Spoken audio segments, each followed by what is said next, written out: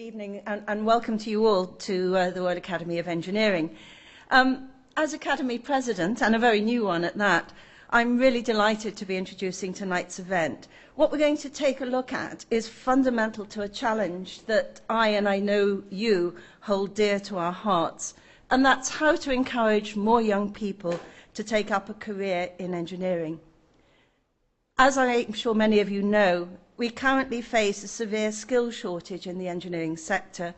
We require about 1.3 million new science, engineering and technology professionals and technicians before 2020, and that's only just 6 years away if we're going to replace an ageing workforce and meet the predicted growth and demand for engineers in the UK.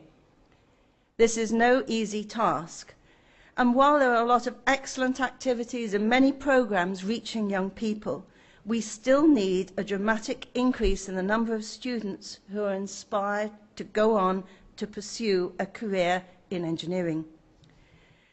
Traditional approaches to promoting engineering often align the discipline with science, technology and mathematics. And I mean, to be frank, taking STEM subjects at secondary level is the major gateway into engineering courses and careers, and maths in particular is an important prerequisite for engineering qualifications. However, engineering is so much more than that. It's creative, it's design-led, it's driven by a desire to improve things, and it's a profession which creates immense social benefit. It requires strong communication skills and teamwork. And so tonight we're asking, should we change the way we promote engineering as a subject and as a career? Should we be selling it as a creative, humanitarian endeavour rather than just as a career that's part of the STEM family? To discuss this, we've brought together some superb speakers who I know have strongly held views on the topic. And tonight they'll be debating the motion, this House believes that engineering should be rebranded as a creative humanitarian discipline rather than a scientific and mathematically driven endeavour. But our speakers are just the warm-up for tonight. I very much hope that you will all share with us your thoughts, ideas, suggestions, and I'm sure we're going to have a very lively and spirited evening. And I, for one, can't wait for the discussion to begin. So it's with great pleasure that I hand over now to our chair for the evening, Dr. Rhys Morgan, the Academy's Director for Engineering and Education. Rhys.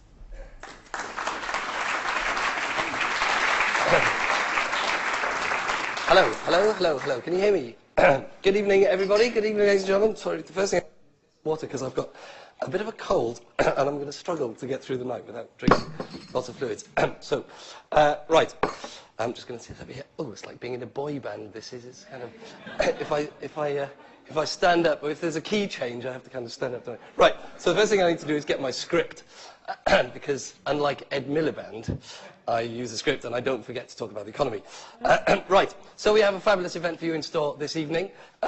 This is the hottest ticket in town, despite the empty seats. It has been booked out for weeks and weeks and weeks, this is going to be an absolutely fabulous debate. But for all those poor folks who couldn't get a ticket, don't forget the hashtag, hashtag #EOutOfSTEM. So I want you to tweet like crazy. Let's see if we can get this worldwide trending this evening. Okay, so #EOutOfSTEM, this is our topic, this is our debate. We've been doing this STEM thing for, what, 10 years or more, and has it really made much of a difference?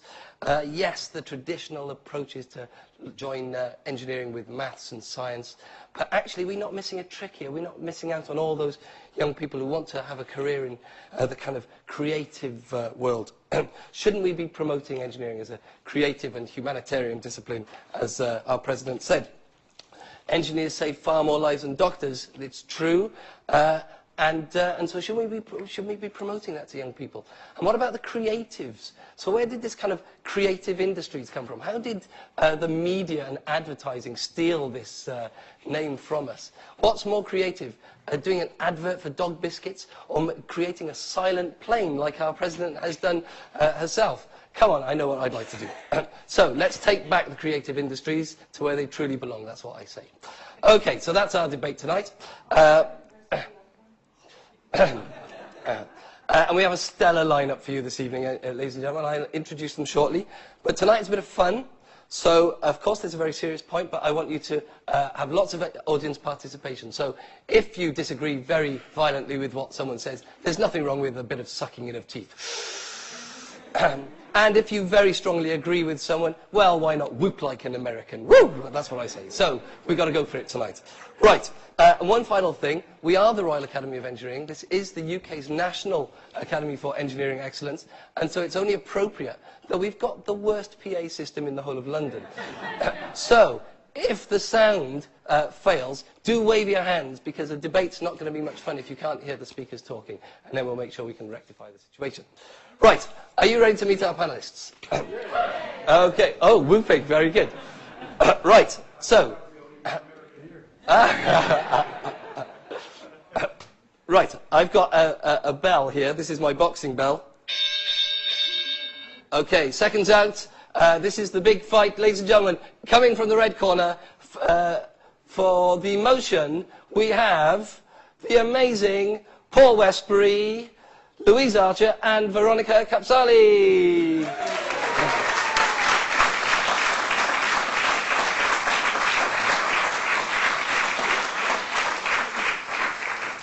And opposing the motion this evening, ladies and gentlemen, we have the incredible Alison Wolfe, Steve Holliday and Professor John Holman.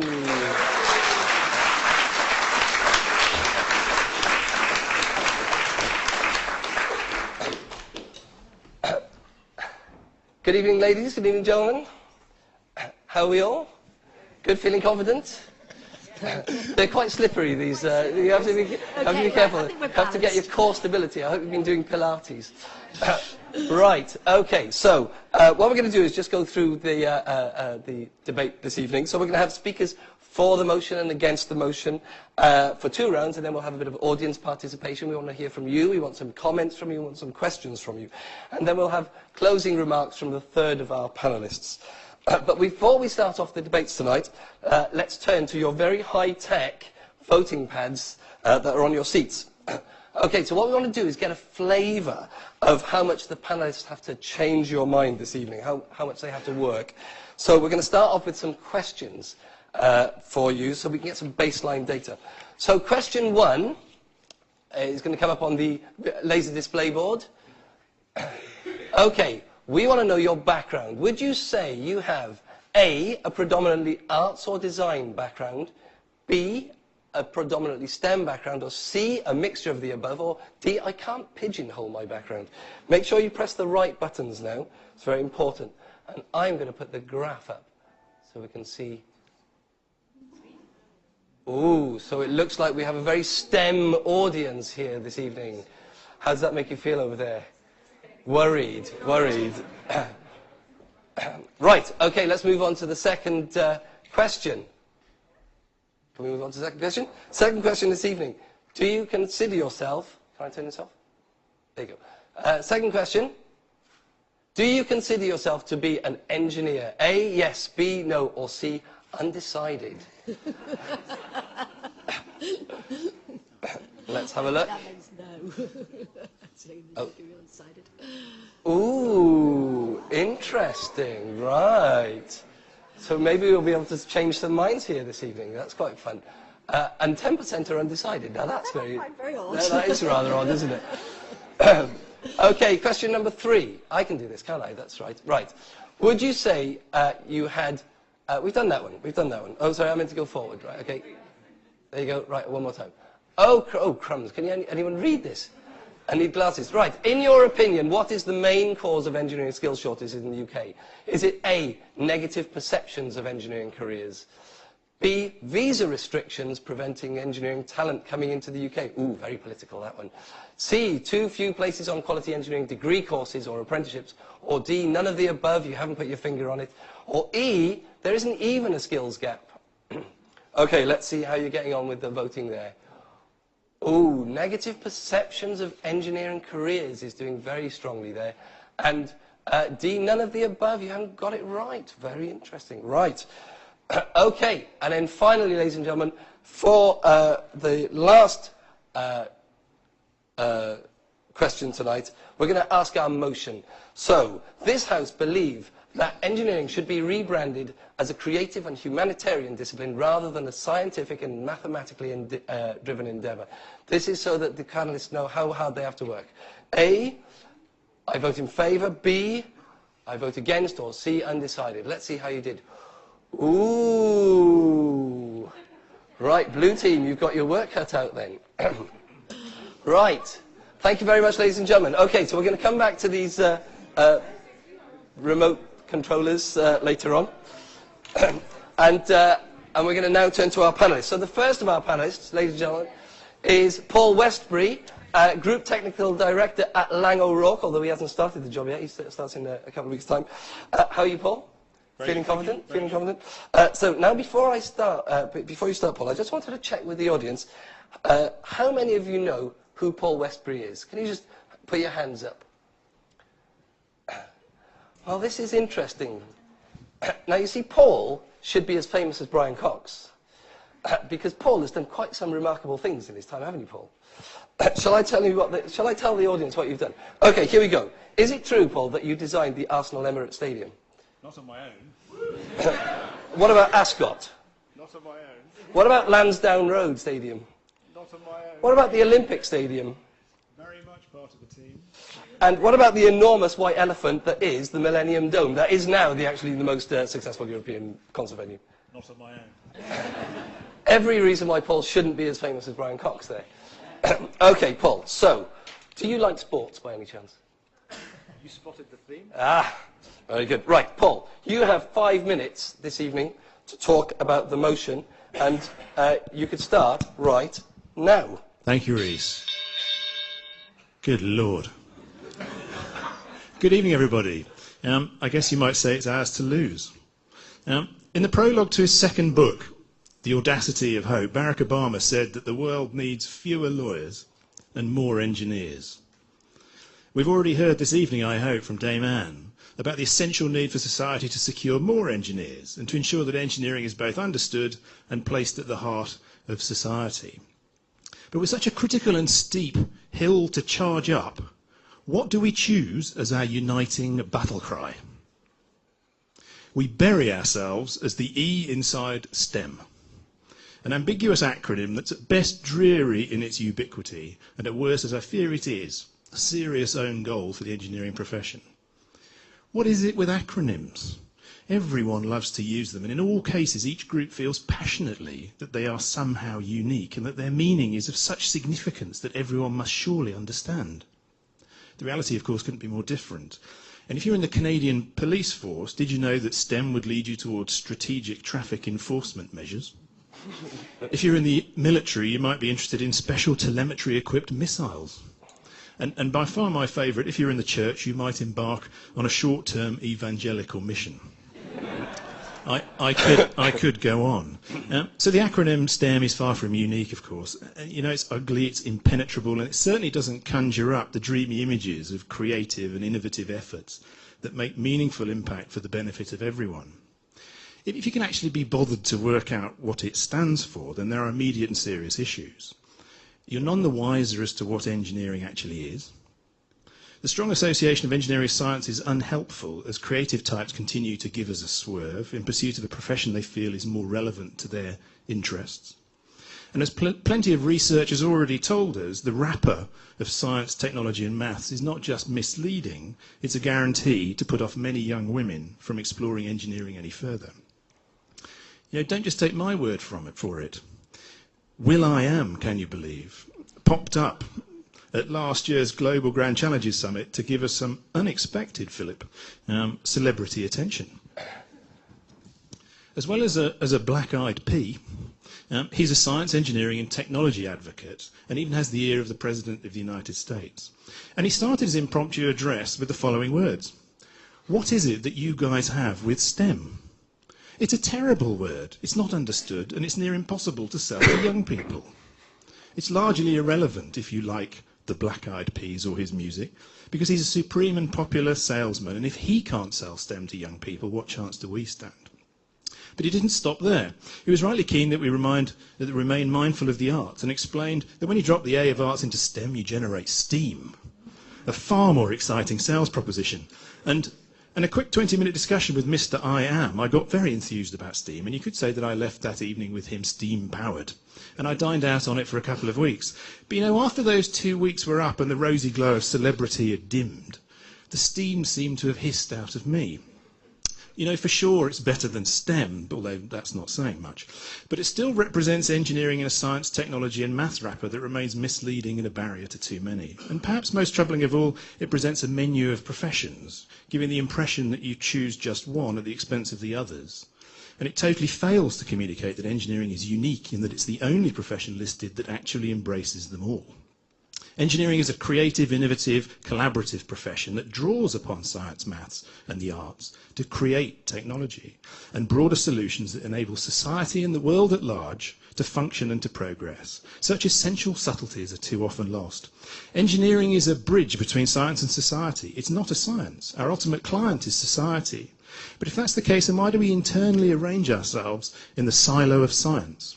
Talk and behave like scientists, cozy up in the comfort blanket of science, and deploy ambiguous acronyms that no one else can be bothered to unbundle. Is it a wonder that our ultimate client society fails to understand it? We must be braver, push our wonderfully broad, innovative, creative and essential profession forward to stand on its own capable feet, and rebuild our efforts and communication to suit the needs and language of people, and not ourselves and science.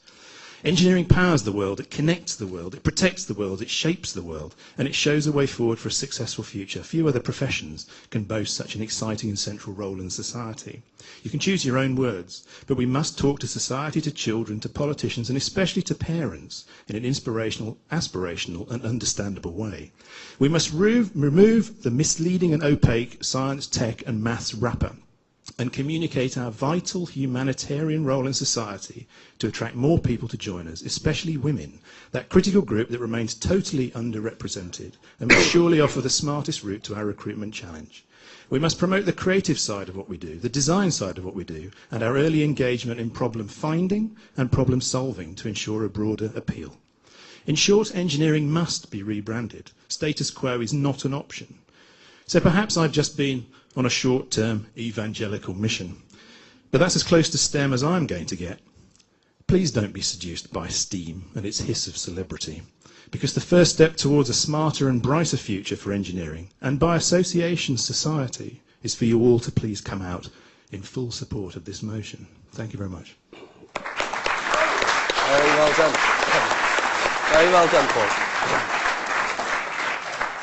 Thank you very much, Paul. Very thoughtful comments there from Paul. The battle cry is the E in STEM. That's not much of a battle cry, is it? I heartily agree. Although I'm not taking sides, of course. Right, okay. Thank you very much. The second speaker this evening is our first panellist against the motion, Professor Alison Wolfe, the Sir Roy Griffiths Professor of Public Sector Management at King's College London. She is Chair of Governors at the King's College School of Mathematics, and she is the toughest woman on the block when it comes to vocational education. With one single blow from a recommendation, she knocked out thousands of pointless vocational qualifications that young people were taking and that had no value to them at all. And for that, I think, ladies and gentlemen, she deserves a round of applause. Come on. So, I would like to use the lectern because I'm not an engineer and therefore I can't manage the balancing act of talking and waving I think at the that's same perfectly time. acceptable. Is the clock running though? Right. No, the bell hasn't rung yet. Okay, Professor Alison Wolfe, are you ready? Oh, you got props. More or less. I have my props just coming out now. Right. While you're getting your props out, can I ask you a question? Do awarding bodies like you? Not much. No, I didn't think so. Right. Okay, are you ready? I'm ready, and I would like to encourage you strongly to vote against this motion, because it seems to me that you are being offered a false dichotomy, or maybe even a pig in a poke, though I'm not sure what a pig in a poke is. It is completely crazy to say that one should rebrand engineering as something different from science and maths in order to bring out its creativity. In order to underline and convey its creativity, you should underline that it belongs with creative science and with creative mathematics, and that is why our species has taken over and transformed the planet. And I would therefore, on those grounds, like to encourage everybody to vote against the motion. And in order to explain my position, I would like to take you on a galloping tour through human history. Well, there are now 7 billion of us. More than half of us live in cities, and our cities are a phenomenon. You came here this evening. You came in tunnels. You came on roads. You made use of electricity, use of the grid. You may have passed the works for Crossrail. This is a product of creative engineering. But it's creative engineering that is based, absolutely based, on a creative collaboration with scientists and mathematicians, not necessarily in the same room at the same time, but none of that could exist without them. And if one is not aware of that, one is not understanding just how great a thing modern engineering is. And the corollary of that is that we have to reject this idea that the only true creativity consists of a small, naked human being sitting on a rock, maybe outside Iona, thinking great thoughts. Human creativity is essentially collaborative. And it's only when you harness human collaboration with maths and science that you get beyond this, the Stone Age. Homo sapiens has been around for 200,000 years, and that means people like us, people with exactly the same brains, the same potential to be great engineers, the same potential to think. And until very recently, we basically went nowhere very much. 200,000 years ago, we dug things with bits of stone and chiseled at things with bits of flint and threw stones at things to kill them and knock them out. And 100,000 years ago, which was when we started to come out of Africa, we were still chiseling and digging with things and throwing stones at each other. And 60,000 years ago, when we came into Europe, we were still doing that. And indeed, at the end of the last ice age, we were only just beginning to go anywhere different. So if you think of human history, real human history, people who had the same genes as us, as 24 hours, it was only an hour and a half ago that we started agriculture. It was less than 30 minutes ago that we got to the Iron Age, and it was only about a minute and a half ago that we got to the Industrial Revolution. And I, for one, am very, very glad, especially as a woman, that I am alive after the Industrial Revolution. But the thing that I want to emphasize about this is that all this got going when we started to be able to think symbolically, when we started to be able to measure accurately, when we became able to work together and actually convey information other than face-to-face. And that was the beginning of mathematics and the beginning of science. And until we could do that, we couldn't build effective ways of smelting metal. We couldn't create the trading systems which made us rich, and this is where I show my feathers as an economist. And it was only about 40,000 years ago we were beginning to tally. It was only 3000 BC that we actually began to really use proper symbolic systems. And that was when we actually set human creativity free. That was when we actually made it possible for the creative engineering that we know and live with and from to take root and to grow and to prosper. And I think it's really important to be, not just to be aware of this, but to tell people this, to tell girls and boys, men and women, that if you are going to be a successful creative engineer, you do this because you have the tools of maths and science at your disposal, because you stand on the shoulders of giants, and you can use the things that they did. And those giants are other engineers and scientists and mathematicians. And engineering and science and maths belong together, because that is how you harness human creativity. That is how you create a planet in which it's possible for so many people to lead lives which are way, way better than those of most of human generations before us. Thank you.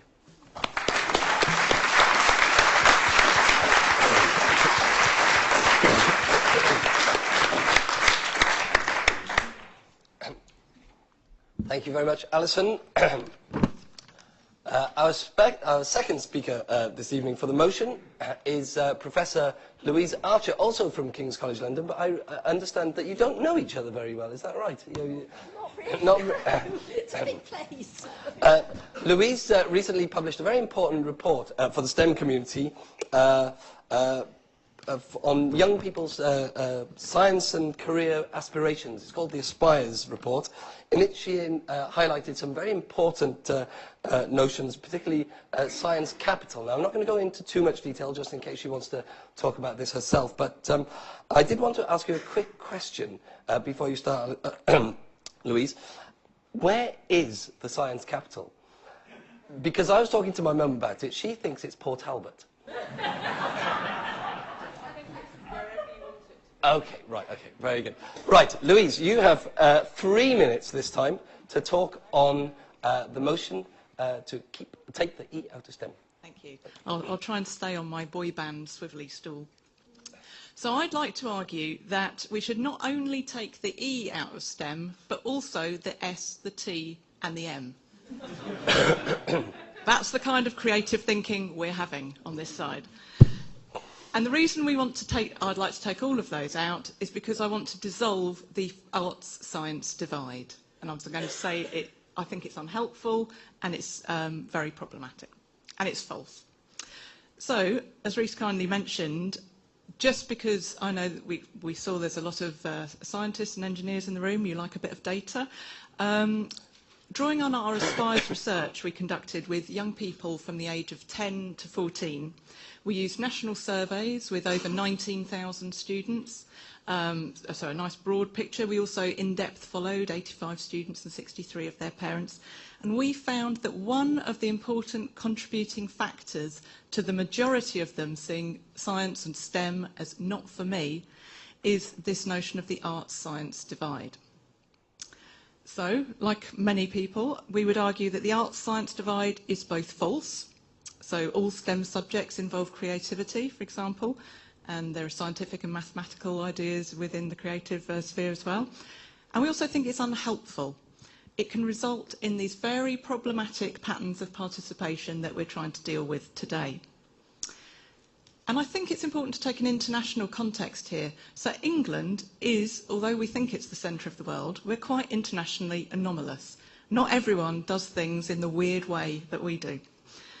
We have this culture of early specialisation, and I think it's really problematic for engineering participation.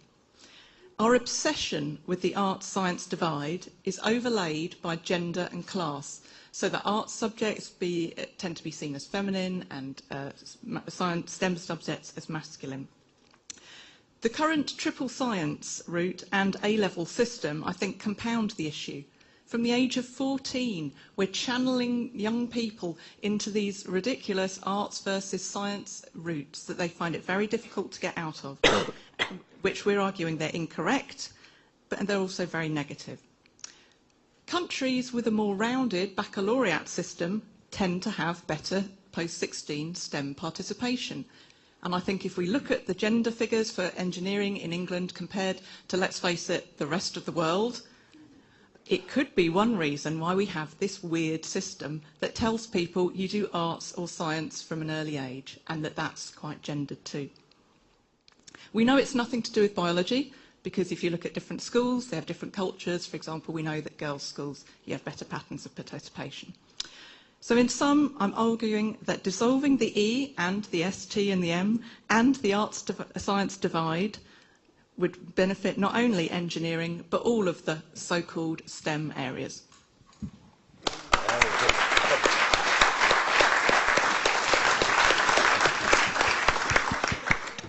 Thank you very much, Louise. Some very thoughtful comments there. We turn now to our second speaker against the motion. Next, ladies and gentlemen, he is a living legend in the engineering world. He's the man who keeps you warm at night, metaphorically, indirectly. He is the man with the electric personality. He's the chief exec of National Grid. It's Mr. Steve Holliday. So Steve, just before you start, I just wanted to get into a quick question. I don't want to get into a long-winded debate about capacity margins, but will the lights go off this winter? No. Right. You heard it here, ladies and Well, I gentlemen. will not regret that comment. Can I ask you one more question? Have you got a button in your office that can turn off all the grid? No, neither. Right, okay, over to you, Steve. And I'm delighted to be here and take part in something that's slightly amusing, and we'll have an amusing time. But I must just start with a bit of a doom, I think, because the reason why I'm here, actually, is because I'm very worried. So I'm not worried the lights are going to go out this winter, but I'm very worried that they might go out in 10 years' time. And are probably likely to at the moment. If you look at, I know Dame Anne actually touched on some of the numbers. The numbers are just scary. This is a car crash. So I think we're probably both agreeing with each other. We have a hell of a problem on us at the moment. 60% of every job in the UK in the next 10 years requires science, technology, maths and engineering. I'll just rearrange them to amuse my opposition over there for a second. 565,000 businesses are based on engineering in this country. We need about 156,000 engineers from advanced apprentice level upwards per year, every year. And at the moment, we're about 81,000 short every year, per year. So this isn't an interesting little topic. Actually, it's a car crash. It's an absolute car crash. And I just wish people would wake up and realise that this is going to massively affect everything in our everyday lives. And then you start to think about, in my industry, some of the challenges we're facing of clean energy. And I take that out and think about, as you were talking about the population on the planet today, 7 billion, heading up towards 9 billion. Clean water.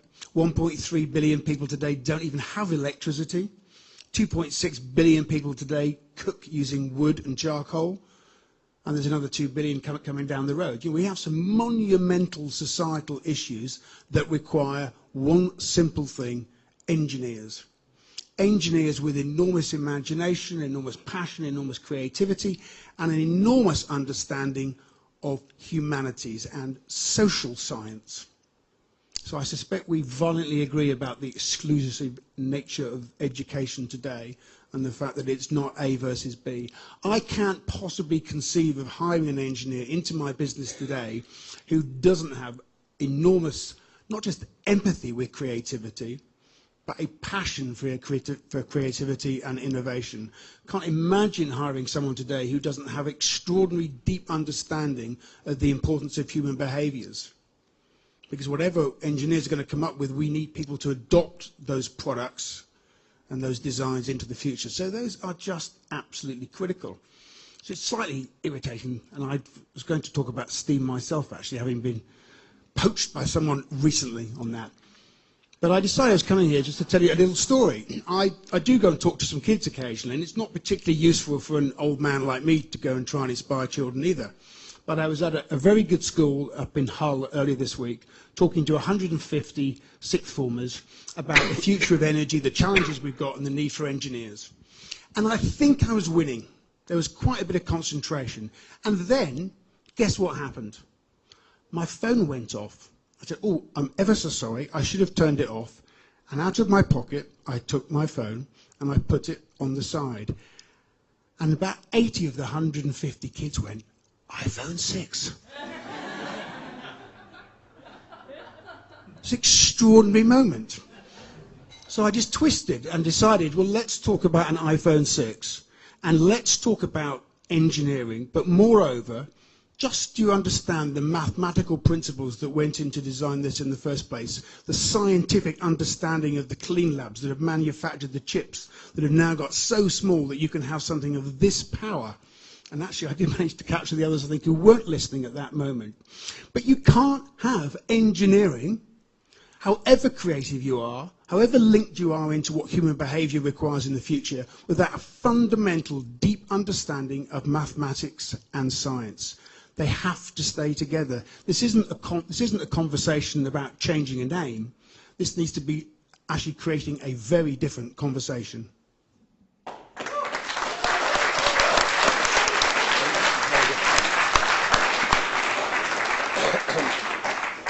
Thank you very much, Steve. I was worried you would bring us down a bit there, but you pulled it up with the iPhone 6. You haven't managed to fold it yet, though. Right. Thank you very much, both panelists. Now, we're going to open the debate up to you in the audience. But before we do that, I just want to introduce other two panelists so that you know who they are and you can ask them questions as well. So first for the motion, a great friend of mine, the brilliant Dr. Veronica Kapsali.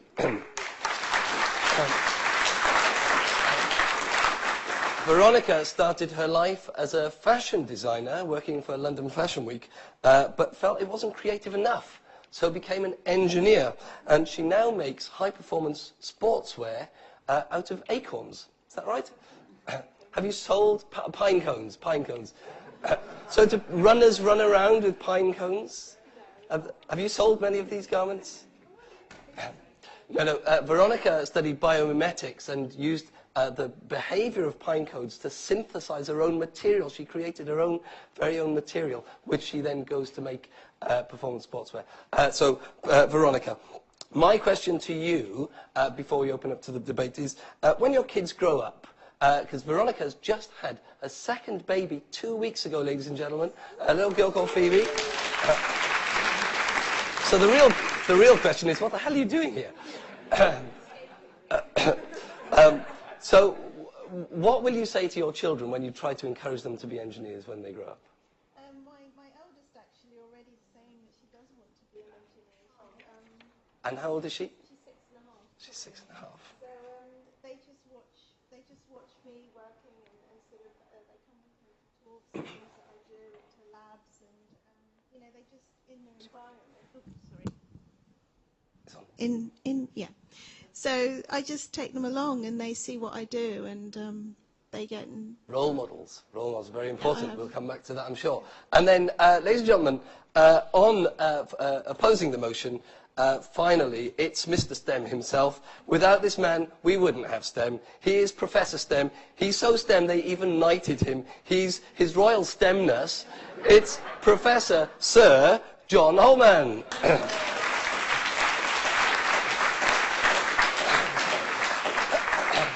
So, John, my question to you before we open up to the audience. You led the National STEM programme 2006, was it, to 2010, something like that? Has it been worth it?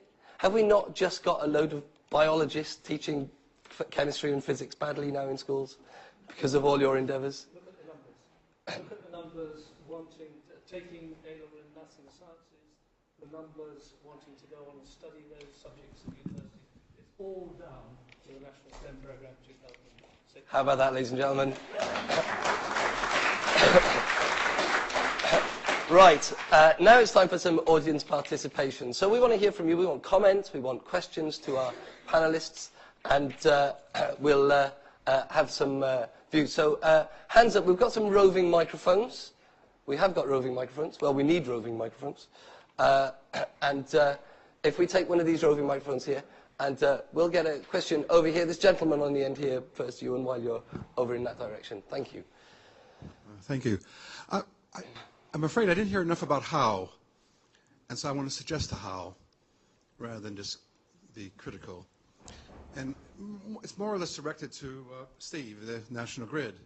From our view, a how would be that we'd have a lot of jobs available if we, in the redoing of the National Grid right now, we made the National Grid available to small-scale renewable technologies. But unfortunately, from my understanding, we're not setting up a new grid with that as part of it. It's really focusing still on the main sexy six in the energy suppliers. And to me, that's where we're losing out. We're not providing enough jobs, and the way we provide jobs is through renewable energy technologies. There's millions of jobs there, but I'm afraid we're in denial of the fact of how important that is. Can I borrow your microphone, Veronica? Thank you very much. Steve, do you want to comment on that? Yeah, I don't know where you get the information from, and because I would, and it's not my job just to argue vehemently, but I think there are enormous numbers of really exciting things going on. I think what you're identifying is probably the same issue that we've got in engineering more generally.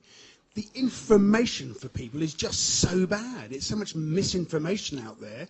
So the history of engineering, as indeed you were pointing out, and the lack of understanding about what the jobs really are, about what the careers really are today. And that's true in what you've just identified. There are phenomenal numbers of innovative technologies in this country going on. We're probably ahead of anybody in the world on thinking about marine power and tidal power. They won't connect to the big into the big grids. They'll connect locally into the system. But there's a huge amount going on, which is why we need thousands and thousands of very bright, creative engineers for the future. Thank you very much. Okay, this lady here. Thank you. Firstly, for the for motion, you'll be pleased to know that the Royal Society has taken the E out of STEM. It's added another M, which is medicine. This is a document looking at disability and how people should be trained to assess disability in universities, in jobs and in schools. And they decided in a draft version that engineering was sufficiently actually covered by science, technology and mathematics. So they've taken the E out of STEM for that. But my real point to all of you, and I think it's already been really highlighted, that I don't think the motion, time to take the E out of STEM, is perhaps the right question, but I'm assuming it's a bit of lightheartedness. I think there is an underlying problem, partly linked to disciplines, science and arts, but it manifests itself in a lack of understanding between the disciplines. And engineers are not good at talking to politicians. They're not good at talking to girls. I don't think the panel, sorry, I say that because they've used the wrong language.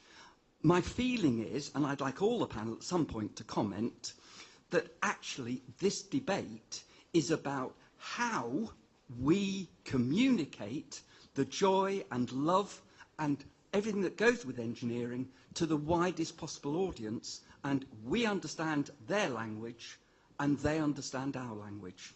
Thank you. Thank you very much. Does anyone want to comment on that from perhaps over here? Shall we, Veronica, would you like to?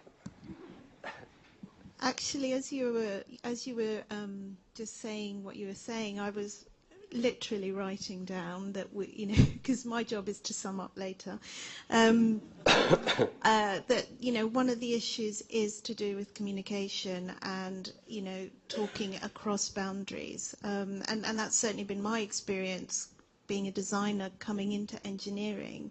It was just the language barriers and the cultural barriers that I had to overcome in order to be able to embed myself into that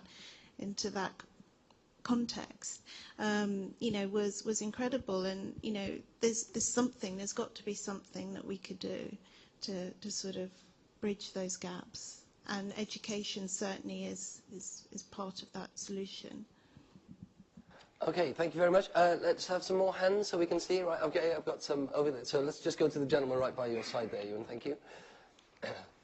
I think this is for all the panel, but I think most of us in the room will probably be very sympathetic to wanting our engineers, more of them, to be numerate and able to do the difficult things.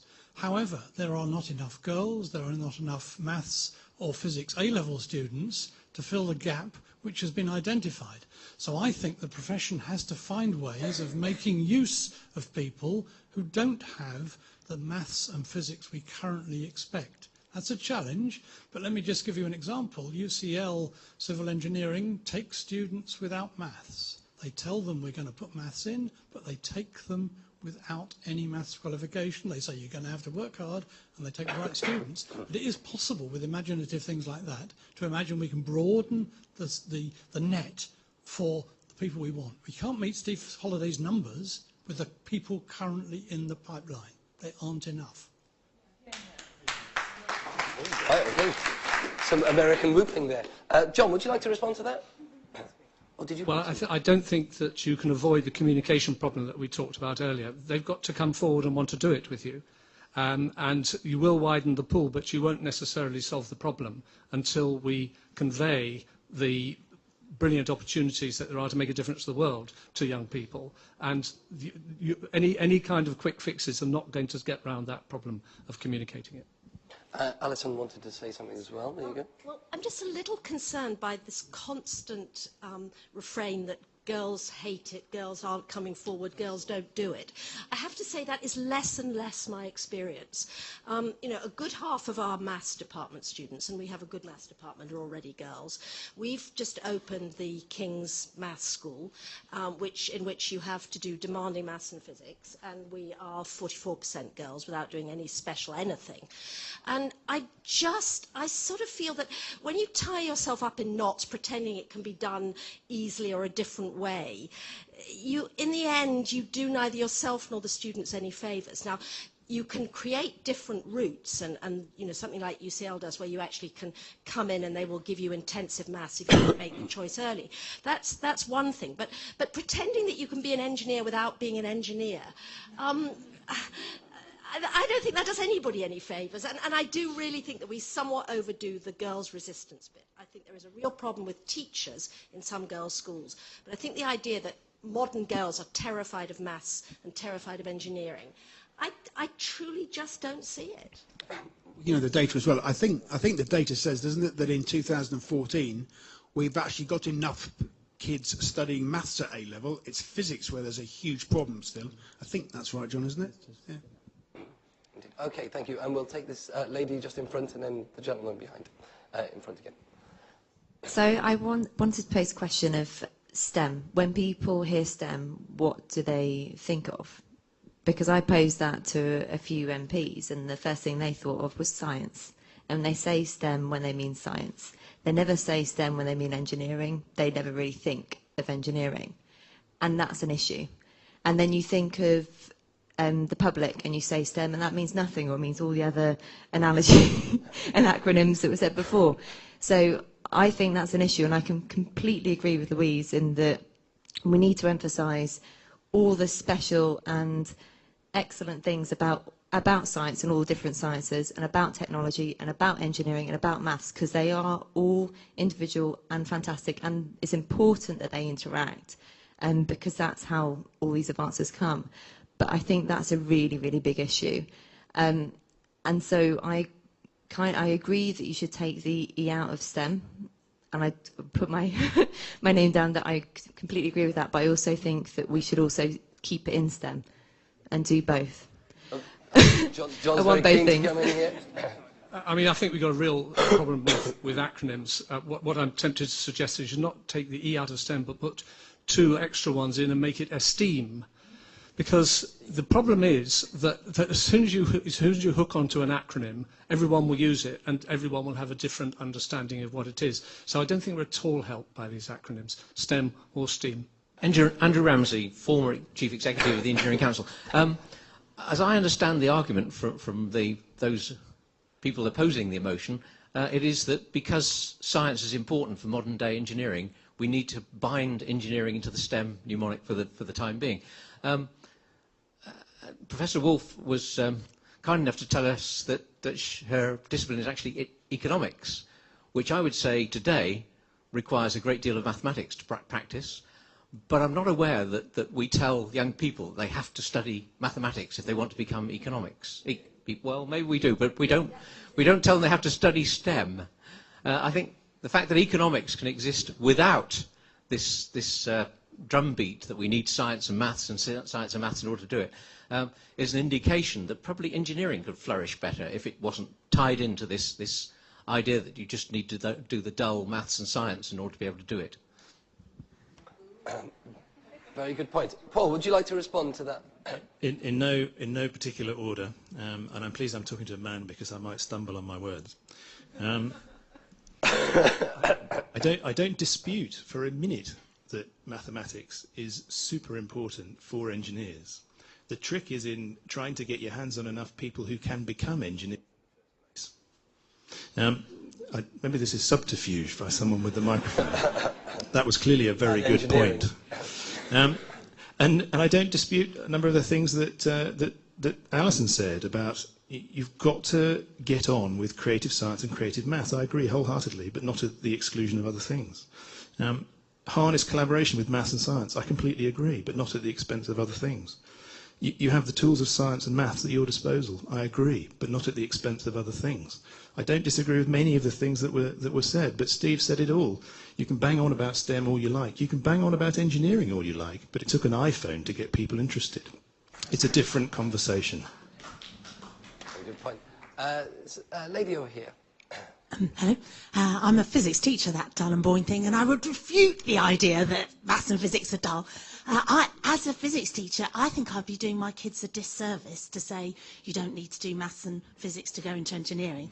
And the thing which makes hundreds of my students and girls go into physics and engineering is because we, and I know the Royal Academy of Engineering, and you do this, bring it alive. And if students actually are part of that community of engineers while they're at school and doing stuff which is engineering, then they see it's a creative subject. They see they have to have wider things than just maths and physics, and they see that they have to work in a team and be collaborative and creative and imaginative.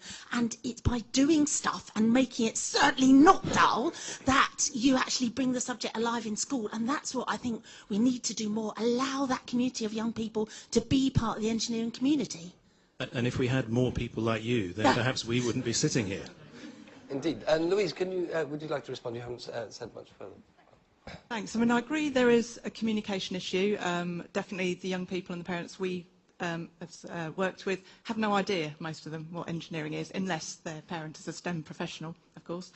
But I think it's, and I would be the first to say we need more careers education in the broadest sense. I think there is a severe dearth there, a real problem. But I think it's necessary but not sufficient. So I think we can do a lot of work telling people what engineering is, how great it is, but we have systems in place to weed people out systematically from the earliest point that we possibly can. We make it incredibly hard to keep people on routes that they could end up in engineering. And I think we do have to raise the question of elitism and the status of the STEM subjects. There's a reason why I think the acronym of STEM has a lot of currency.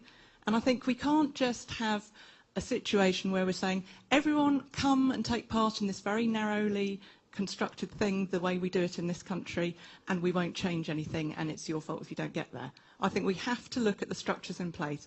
I think it is very problematic from my point of view that you need different grades to get onto different A-level subjects. So a lot of schools you would need an A to get onto A-level physics, but a C to get onto English. So that's DFE data. And I think that's a problem. I think if we're talking about widening participation, we seriously have to look at our own practices, what we're tied to and why we do it. Why do we have A-levels? They don't work. Very good point. Thank you very much. And are you one of Becky's students? No. No, I'm not. I'm one of Paul's ex-employees, actually. Oh, right. And do you want to vote for the motion? Well, I came into the room against the idea, and I have to say I'm slowly shifting, but I think this is more about a branding exercise rather than anything else. And one of the things I'd like to ask all of the panel, slightly playing devil's advocate a bit, is when was the last time you were in a classroom at secondary or even primary level communicating your passion for what you do? Because that's what's going to get people into this industry, not how we brand it. It's about making it clear to them what engineering is, how amazing it is, and how we have the power to change the world around us. Very good point. And Steve, you were just in Tuesday. There you go. Anyone else? Veronica, when were you last in a classroom? This morning. There's your I answer. wasn't talking about engineering. Now, I've had a signal that we've got a question from Twitter. Is that right? Can we hand the microphone over and let's find out what our Twitter question was? We've had several. That's my job. I'm looking at Twitter and feeding through the questions and comments to those that couldn't make the debate.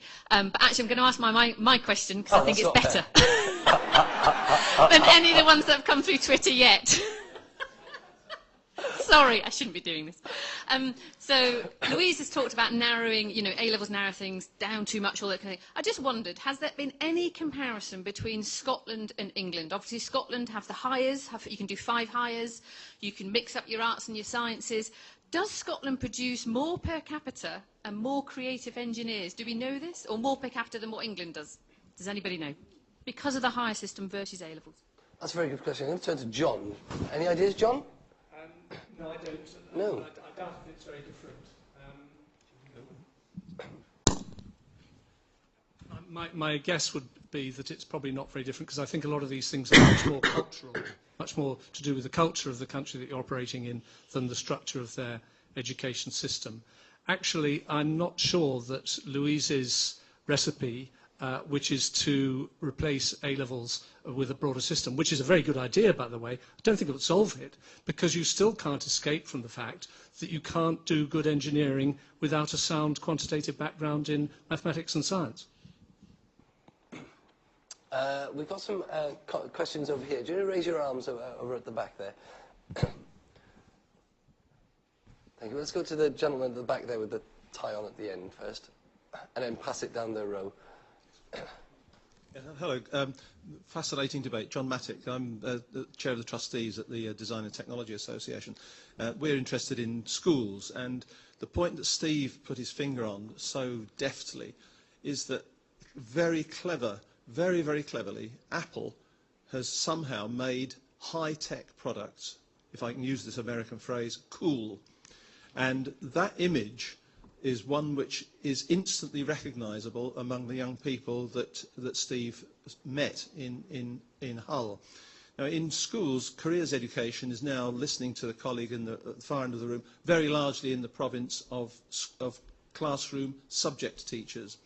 And those teachers will be well aware that fishing in the same pool from maths and physics are a dozen professional pathways, and hence breaking through this quantitative number of applicants enthused to pursue engineering as a career is doubly difficult because of the demands made upon the young people. And so arts and sports have very cleverly, a bit like Apple, managed to enthuse young people by saying, have a go, try your hand at something, be enthusiastic, be inventive, be imaginative at the intellectual level at which you are currently working. And those things seem to be making some difference. But the numbers at the moment are terrifyingly awry of where they need to be, given 10 years of STEM. It needs to change, undoubtedly. Thank you very much. Very good point there. Do you want to pass it along there, Ewan? And Paul wants to respond to that. I agree. We have to remember we're talking about here a motion that looks to rebrand in order to get your hands on more people who you can then train to be engineers. And it reminds me of a paragraph from the Universe of Engineering, the Malpass report from about 3 or 4 years ago that Rhys will be very familiar with because he's just been working on a rework. And in it there was a little anecdote about an electrical engineering degree course that was struggling to find enough folk to go on it. So they rebranded it Multimedia Design and Technology. They didn't change a single thing, and they were oversubscribed, and the quality of the applicants went up. That's what we're talking about here. A rebranding to get your hands on more people so that you can turn them into engineers. Thank you very much, Paul. Yes, gentleman at the back. Following that comment there about the rebranding, are you suggesting that it's really just due to the name and not the content of the course? Because I think if you just change the name of something, it seems a bit disingenuous when people find out that ultimately people still need the maths and the science skill to do that. And at the end of the day, we still need a certain amount of people with that skill set. We can't just change what it is. It's by definition itself. It doesn't matter if you call it engineering or something else. So how would you propose we actually implement that into our education system, into our industries and into our society in the next few years if the demand for engineers is that great? Alison, you're nodding vigorously. Do you want to? Yes, I would like to know what happened to people who were on that degree. How many of them went on and became well-qualified and enthusiastic engineers? Do you know? No. I think there is a major issue, and I think part of the issue for engineering is actually the growing demand for quantitative skills, and that's actually part of the problem. That in a way, it's something we've skirted around. That the real pressure on engineering numbers is doesn't come from the image of engineering in my perception. It comes from the fact that there are so many people who are chasing anybody who has good quantitative skills. And I mean, I think that means that there's no simple answer in terms of rebranding, but I do want to agree with everybody who feels that what is really important is to be able to convey to young people that this, if you have quantitative skills, you might not be paid as much immediately as if you go into the city, but you will have a lot more fun, and you won't actually be poor when you're in your 40s. Thank you very much. Do you want to have a word, John? Yeah. Just a very quick response. I think we have to stop pretending that mathematics doesn't matter. We don't do any people don't do people any services by saying that mathematics is optional. For most jobs nowadays, mathematics and quantitative skills are the way to succeed in the job. And the people who stand to lose most by this pretense that mathematics doesn't matter are the people who've got most to gain. In other words, people from homes, low-income homes, homes where there are no graduates, homes where there are no one in a high-skilled job. And it's they who have most to lose if we don't tell the truth about the importance of mathematics. Thank you. Do you want to pass it along to the gentleman there again? Yeah. So I wanted to take it back round to this idea of exclusivism. Now, I'm not denying that perhaps there are specific grey boundaries for this, but I think actually the problem is more fundamental than that, and particularly with engineering, there is a perception that it isn't an exclusive profession. Indeed, it's everybody from the rocket scientists, who are the rocket engineers, all the way down to, and no offence to anybody who might have this job, the person that comes to fix my washing machine or fill the control and the air conditioning is an engineer that comes out. I think there's an issue here in that we don't have a protected term like lawyer or doctor for engineers that sort of dilutes the prestige that comes with that kind of qualification. Thank you very much. Does anyone respond over this side? Veronica? No, you don't want to respond. No, I'm under the impression that there was a petition that went round maybe a year and a half ago, a bit more perhaps, that was looking at just that, at protecting the title. It usually comes back to you have to be chartered.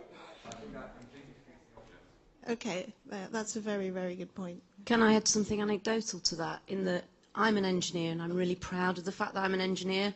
I'm a female engineer, I have a PhD in welding. And my son went to school and he was asked, what does mummy do? And he said, mummy's an engineer. And they said, oh, she works for British Gas, does she? So, yes, I absolutely agree with you. And I'm just going to violently agree as well, actually. And the Royal Academy spent a lot of time round and round this, not just with engineers, but technicians as well in that term. It is a function of the English language. We are very loose with our language. We have been for decades and decades and decades. Trying to now shut the door on it, I think, is impossible. But the challenge of, especially with the technology that's available to us today, to try and inspire a generation to forget the way it's perceived at the moment, put a new classification around engineering and technology, that's what we need to think about, as opposed to let's just throw the name around or protect it, because we'll never protect it. It just says the challenge of communication and inspiration is very large. I don't keep arguing, but I think that the people that you have the most contact with as engineers are the people that come to your home and fix things, the technicians. And that's what's giving people the wrong impression of what an engineer is and what an engineer does. I don't meet other engineers, but I wouldn't typically meet other professional engineers in my day-to-day life because they're doing things that engineers do, and typically activities that involve your home as a matter of building. I think that just by being more specific over who is a technician and who is an engineer would be a great service towards making that separation between the two professions. Okay, let's take some other comments down front. Yeah. Okay, my question, tax and what Professor Allison, I forgot your last name, I'm sorry, said, but the salary issue, I think that's a big issue. My graduating class of engineers, I would want to say 50% ended up in either finance or consulting as opposed to going into engineering jobs. I just Googled how much what the mean salary for engineers in the UK is £28,000 a year. That's not enough. I think university a year, the average rate in the UK is about 9,000 a year when it went up a few years ago. why should I spend 9,000 a year for 3 years and make 30 grand, let's say, a year? The salary issue, I think that's a big sticking point for most people. But I could point you at another 100 courses at university that cost you £9,000 a year that don't know anything like £28,000 a year. And in fact, it probably don't even give you a job at the end of it either.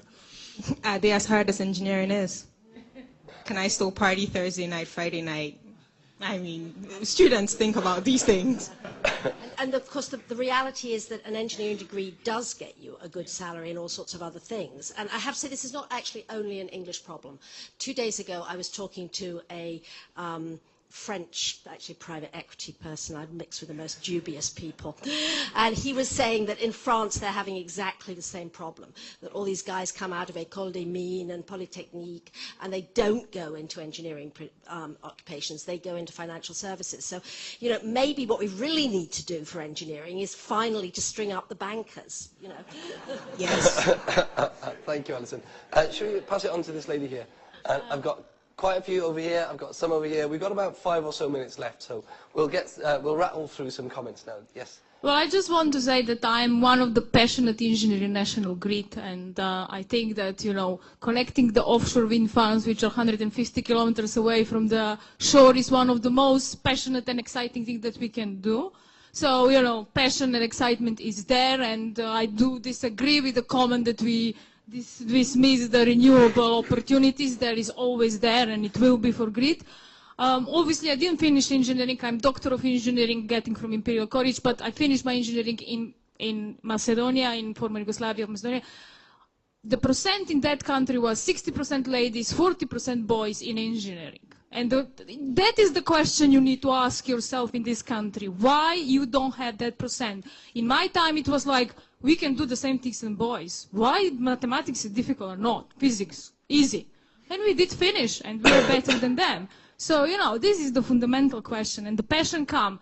Money, yes, I agree completely. Salary has to go up, and we need to be acknowledged more, and for all the innovation and the passion and the things which we're doing for population, for what we need to be rewarded more. But, you know, I will still have a passion which I have now. It doesn't matter probably the salary that much. I can hear very much so. Thank you. Steve, yeah, can you take it? One quick point while you're just passing the microphone around. Not that it's a data that goes across the whole of the UK, but the hundreds and hundreds of kids who come to us for summer work, and we always make sure that it's 50-50. If you talk to the girls who are clearly doing sciences and maths at A-level, their teachers are saying, you're a girl, have you thought of medicine? That's what's going on. So actually the encouragement in, I know you're a physics teacher with a great passion, but you're, as I think pointed out, you're not the norm, unfortunately. There's a huge amount of people who are saying, actually this isn't for you, and we've got to change that, because it's just absolute, total nonsense. And I'm just going to hand over to Louise, because I think your Aspires project is very much looking at kind of gender and identity, and tell us a little bit about what you think. Well, I'd be interested to know, did you have an A-level system? No. So I think we do need to stop being so parochial and look to other places in the world. With the gender issue, we are the worst in the world with gender and engineering, and I think we could learn a lot from other people. So I won't go on. Right. Okay. So we're going to take 2 comments now. This lady here at the back, and then the one just further in the front. Yes.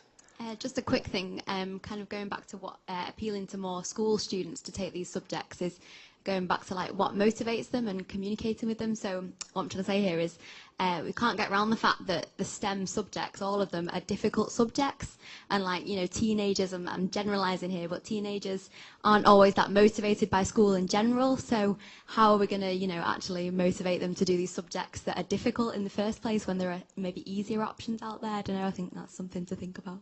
That's all. Indeed. Thank you very much. And should we take this one just in front there?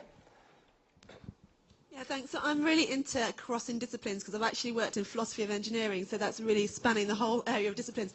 And one of the things I thought about a lot was what defines engineering. And to me, the absolutely key thing about engineering is that it's a practical discipline. Engineers do stuff. So what defines engineering is what you do. It's not the elements of knowledge that you need to do that, although they're critical and you need certain knowledge. What defines it is what you do. So if you make the comparison, say, with medicine, yes, people know that you need to have sort of maths and science skills to do medicine, but people identify medicine as what medics do, and that's what makes people want to be a medic, because they know what medics do. Thank you very much. Thank you. Very good point. Paul, do you want to I think that's a really nice and wise set of comments. And I think again it comes back to misunderstandings amongst many people about what engineering is really about. And you can classify engineering perhaps in a very crude way as two things that often overlap either wholly or partially. There's engineering know-how, which is your nuts and bolts, and then there's engineering process, which is a way of thinking. And I tell you now that I've had much more benefit in my career from engineering process than engineering know-how. And I know it's a terrible shame if we lose people to other things from engineering, but I feel somewhat reassured that you've got engineers out there who are running big projects or are in the city thinking smart things. Perhaps they'll come back when they've earned their money, because you can be an engineer for life. And I think it's those two things that often get misunderstood, that we mistake the latter for the former. So people think it's about nuts and bolts. And if you want to do nuts and bolts, it's absolutely fine. But you know what? There's a wonderful, rich, creative, collaborative world of thinking and problem solving and problem finding, which is the engineering process. And if you're good at that, you can run the country. You're probably better equipped than in any other subject to go forward and do amazing things. And that's about rebranding again. It's about communicating in a new way. And to answer your question about how do you motivate youngsters, find what their passion is and utilize that. And if your passion is technology and geekiness and Google and iPhones, you leverage it to the hilt and you leverage it for your benefit. And this isn't about maths and science, because they are absolutely critical. It's about finding more people to come in to do critical and essential engineering. Thank you very much, Paul. We got one final comment, sir. You've got the last comment of the evening. Let's make it a good one. No pressure. I'm a designer and an engineer. And if we think about the iPhone, that is a device that is very complicated, but it has been made so simple to operate and to understand that my 2-year-old boy can unlock the device, open and work it, but he would never be able to repair that. Engineering and STEM subjects are the nuts and bolts of that device, and they are very complicated subjects, as has been said everywhere.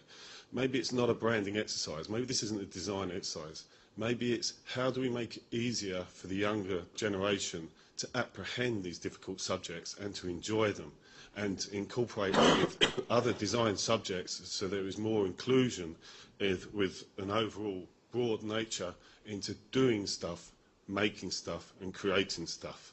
They're very important subjects, but they need to walk hand in hand with the others. Thank you very much. Thank you very much. Thank you very much. Well, that's been a really fascinating discussion. I couldn't possibly try and summarise it. But I have picked up importance of salaries. We've had exclusivity, protecting the name, the perennial issue of protecting the name engineers. Engineers about making things. It's about creating things. And really fundamentally, it's understanding what engineering is about. That's what we're trying to do.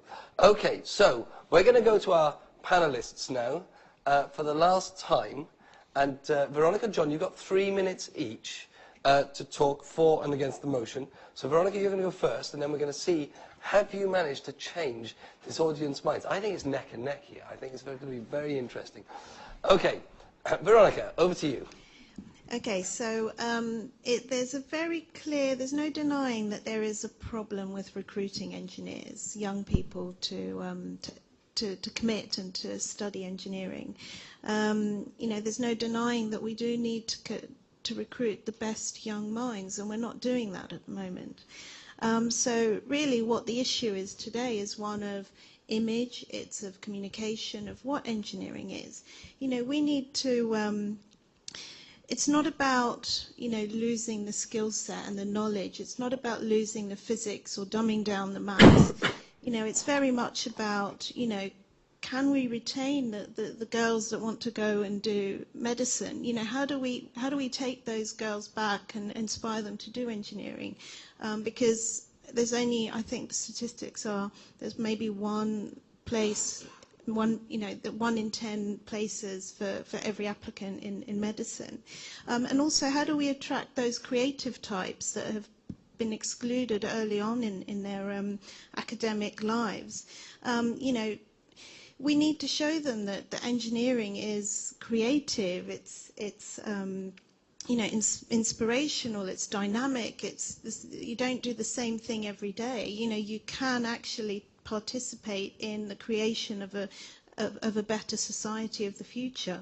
And that is the way that we can really retain and inspire young people to commit to studying the maths and commit to studying the physics and learning what it is that they need to learn in order to become engineers, but also embrace the creative practices. So we're not committing to maths and STEM at the expense of the more dynamic, creative processes that, you know, are more akin to the arts to the arts.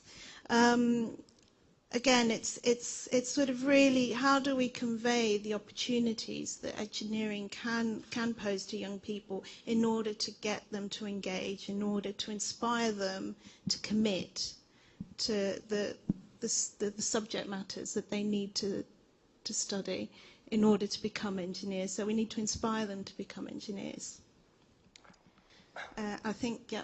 Okay, thank you very much.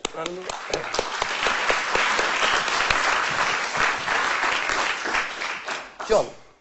Oh, the lectern. Right. Oh, this is serious.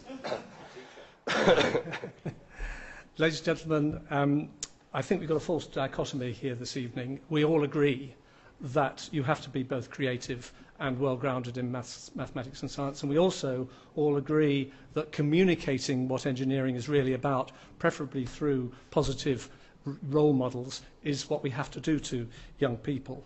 But I ask you to think about the realities of the place where the change will happen, which is in schools. That's where the hearts and minds will be won or lost. And you think about the realities of organising a school and organising specialist teachers who have got the qualifications, who can teach, particularly mathematics and science and engineering.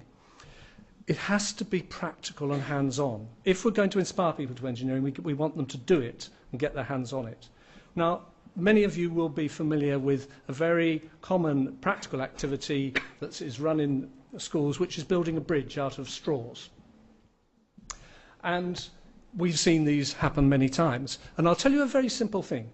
There are two ways of doing it. You can send your group into the empty room, here's some straws, build a bridge to span that gap. Or you could spend a little bit of time teaching about triangles and about the fact that an equilateral triangle is a very strong and rigid building unit.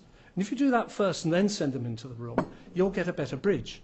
And I tell you what, it's a bridge that I'd much rather cross when it's scaled up into the real thing than the one where people just knocked it together by thinking about what might look best. So we've got to think about the realities of how we do these things in schools. We do need to give hands-on opportunities. We need engineering clubs after school. We need people visiting the school, giving opportunities for young people to solve real problems and hear about real problems. It would be a disaster to take the science and mathematics out of engineering. Bridges would fall down. Aeroplanes would fall out of the sky. The lights would go out. And the repercussions of that loss of reputation for engineering would play back into schools, and we would have a disaster far greater than the one we've got at the moment if the message goes round that engineering is a half-baked subject in which you are likely to fail because you haven't got the requisite grounding. So let's not get hung up on acronyms, but I do implore you, ladies and gentlemen, stem this madness before it gets...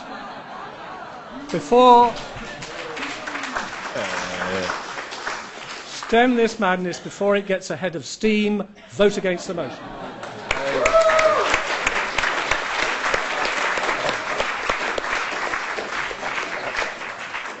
Thank you very much, John. Dear me, someone had to do it, didn't they? Right, that's it. Okay, so this is the moment of truth. Have you managed to convince our audience? So we're going to go to our questions. So we're going to ask the same questions again to see if you've changed your minds about whether you're an engineer or not to start with. So you might not have considered yourself an engineer, or you were undecided. So tell me, are you an engineer or not? Let's have a look at this graph again. Oh, I think there are more undecided people, actually. Well, that's bloody great, isn't it? Right, okay. Next question. Oh, that's the wrong graph. Right. Next question. Oh, we're not doing that one, are we? We're going to go back to... did we miss a question? No? Oh, are we asking this question? Right, we're asking this question. So, in your opinion, what is the main cause of engineering skills shortages in the UK? Is it negative perception of engineering careers? Is it visa restrictions? Is it too few places on quality engineering degree courses and apprenticeships? Or none of the above? Or I don't even think there's an engineering skills gap. Let's see what you say. Not with that. So it's still negative perceptions. I think that might have grown a little bit as well. So very much about perceptions and understanding of engineering careers. And then, finally, ladies and gentlemen, I do that. Okay, finally, this is it. The House believes that engineering should be rebranded as a creative and humanitarian discipline rather than scientific and mathematically driven endeavour. Let's see how you vote this time round. I think we've changed.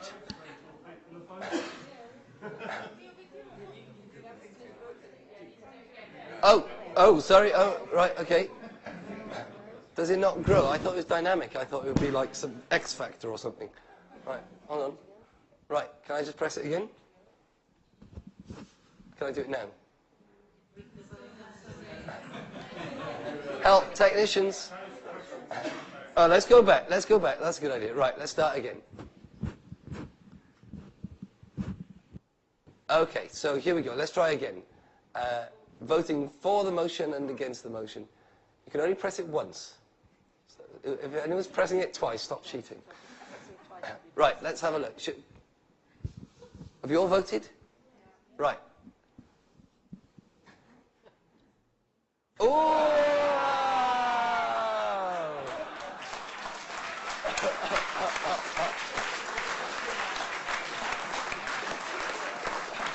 Well, how about that? Isn't that extraordinary? No, I think we should leave it at that. I think that's absolutely perfect. Ladies and gentlemen, it's been a really fabulous evening. Can you just thank our panellists again? Paul Westbury, Louise Archer, Veronica Capsali, Alison Wolf, Steve Holliday and John Holman. Thank you very much.